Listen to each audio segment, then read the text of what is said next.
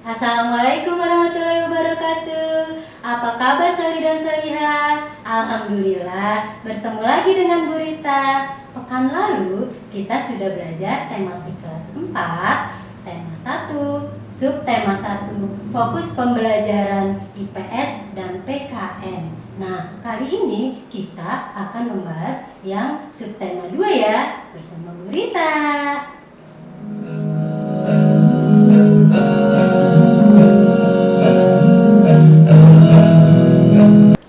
Masih ingat tidak materi pekan lalu tentang apa?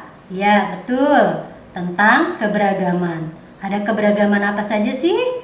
Oke, betul, keberagaman sosial, keberagaman budaya, keberagaman suku, dan keberagaman bahasa. Nah, kali ini kita akan membahas tentang keberagaman agama dan perayaan hari-hari besar keagamaan yang ada di Indonesia.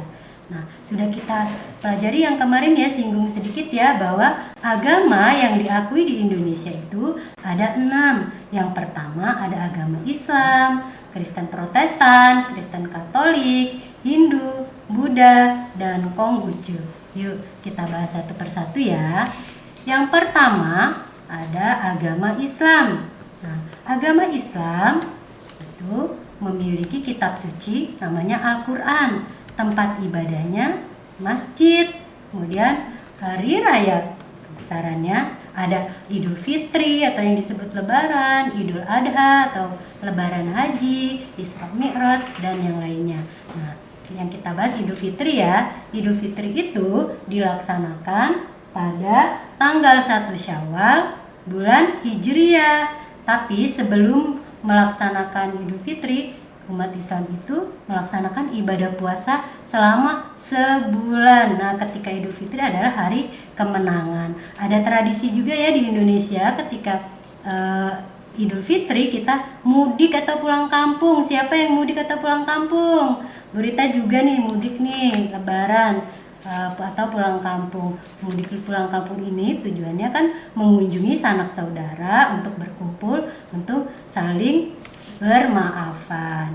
Agama yang berikutnya adalah agama Kristen. Di sini Kristen Protestan ya. Nah, agama Kristen ini mempunyai kitab suci namanya Alkitab atau Injil. Kemudian tempat ibadahnya disebut gereja. Nah, hari raya kebesarannya adalah ada hari raya Natal ataupun hari raya Paskah. Nah, Natal ini dirayakan oleh umat Kristen setiap tanggal 25 Desember. Nah, sebelumnya mereka ada tradisi bagi-bagi hadiah tuh Santa Claus ya, atau Sinterklas lah ya. Nah, berikutnya sama agama Katolik ini sama dengan yang tadi agama Kristen Protestan, dari kitab sucinya, tempat ibadahnya, dan hari raya kebesarannya. Kemudian yang keempat ada agama Hindu. Nah, agama Hindu ini kitab sucinya adalah Weda, tempat ibadahnya Pura. Kemudian hari raya kebesarannya ada Nyepi, ada Saraswati, ada Pagar Besi. Nah, agama Hindu itu mayoritas ada di Bali. Nah, Nyepi itu biasanya dirayakan oleh umat Hindu setiap tahun baru Saka pada penanggalan Saka. Biasanya umat Hindu ini mereka tidak melakukan aktivitas apapun kecuali mereka hanya berdoa dan introspeksi diri. Seperti bandara-bandara di Bali juga ditutup ya, mereka tidak ada melakukan aktivitas apapun. Berikutnya adalah agama Buddha. Nah, agama Buddha ini mempunyai kitab suci yaitu Tripitaka. Adapun tempat ibadahnya wihara, dan hari besar agamanya adalah ada Waisak, Asada, dan Katina. Nah, wihara ini, agama Buddha ini, hari besarnya adalah Waisak, biasanya berpusat di Candi Borobudur di Jawa. Nah, dan yang terakhir adalah agama Konghucu. Nah, kitabnya adalah Sisuwujing. Tempat ibadahnya disebut dengan kelenteng. Hari besar keagamaannya yaitu ada Imlek dan Cap Gomeh. Nah, tahun baru Imlek ini dirayakan oleh agama Konghucu itu setiap tanggal pertama di bulan pertama pada penanggalan Tionghoa. Nah, ada yang unik nih di perayaan Imlek. Biasanya ketika mereka setelah melakukan aktivitas ritual sembahyang, kemudian mereka akan bagi-bagi angpau. Seru sekali ya. Itulah tadi ke-6 agama yang ada di Indonesia. Berikutnya adalah kerjasama dalam keragaman. Nah, kerjasama dalam keragaman itu contohnya nanti ada kerjasama di lingkungan sekolah. Kerjasama di lingkungan sekolah ada apa saja sih? Ada piket kelas. Nah, piket kelas itu kan kegiatan membersihkan ruang kelas yang dilakukan setiap hari oleh siswa yang bergantian, yang ada jadwal piketnya juga ya, bertujuan untuk supaya kelas kita tetap bersih, rapi ya. Nah, yang kedua, kerjasama di lingkungan sekolah itu mengumpulkan sumbangan. Nah, jika ada teman yang mengalami musibah di sini bisa seperti musibah gempa bumi, kebakaran, kebanjiran, dan yang lain-lain ya. Nanti biasanya siswa akan mengumpulkan sumbangan, boleh berupa uang, obat-obatan, makanan, pakaian, dan yang lain-lainnya yang nanti akan disumbangkan kepada yang mengalami musibah bencana. Nah, yang terakhir ada mengerjakan tugas kelompok. Nah, kalian sering ya mengerjakan tugas kelompok di sekolah. Contohnya kalian sering berdiskusi, terus apalagi membuat prakarya, kemudian juga presentasi di depan kelas. Nah, berikutnya adalah kerjasama di lingkungan rumah. Nah, kerjasama di lingkungan rumah ini pasti kalian juga sudah pernah melakukannya ya. Yang pertama ini ronda, biasanya ayah kalian tuh yang ronda ya. Ronda ini kegiatan berkeliling lingkungan pada malam hari, bisa dengan berjalan kaki, naik sepeda atau naik motor ya, bertujuan supaya menjaga keamanan di lingkungan sekitar.